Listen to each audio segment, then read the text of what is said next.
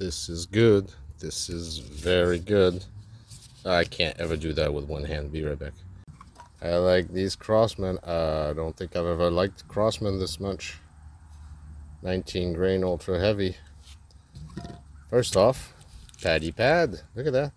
First time I've ever seen that in a, call it a regular crosman. I've seen them in their gold tips.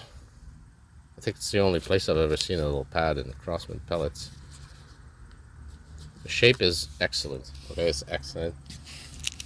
It's a dome, but it's got that wad cutter ridge to it. I like that.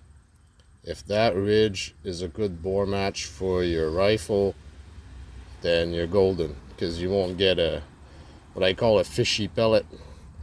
You know, you get a dome pellet, and they tend to either lean one way or another, and then they get rifled like that, and then you get a fishy pellet coming out.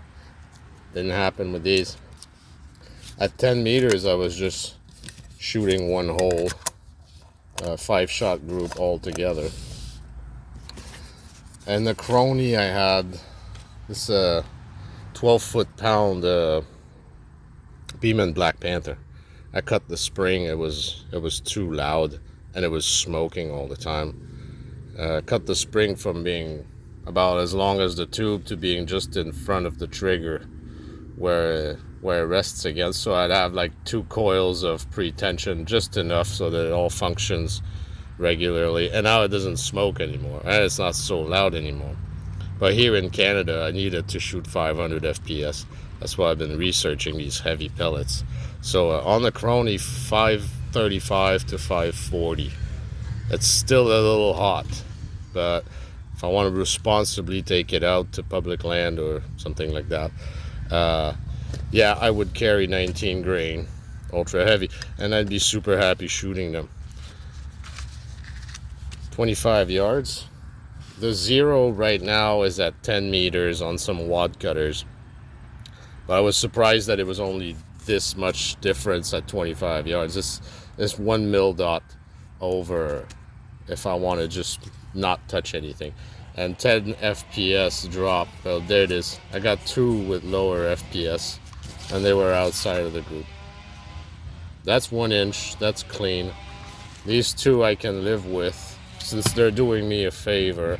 I don't get that much drop on like 15 grain pellets on an FPS switch. I don't even feel it at 25 yards. These, they start to show it. Not nearly as much as full-size slugs, where you'll split like that because of FPS drop. Wasn't able to figure my way around that. Even if I have a rifle that shoots straight, and I tend to the slugs one by one, try to... God, it's loud today. Why doesn't everybody take out their engine today, right? God damn. What was I saying? Whatever. There we are. This will do. I've got show you the rest of its ammo. Okay, so here's the lineup for target. 15 grain wad cutter from Spot On, and for just house security, big nasty pest, things I want to shoot on my property as last resort, and I don't want to take any chances. I got these red flights. Not so much for going out in public, because they'll be shooting around 600 FPS. So we have very good options. It's a rifle that mostly stays on the hook. It's to be covered, and when shit hits the fan, you gotta have some way to go catch some protein, right? So that's my prepping on hunting. Pretty much all figured out. Everything else, air gunning, is just for shooting, sport shooting. I'm way more of a sports shooter than I am an air gun tuner, really, or a hunter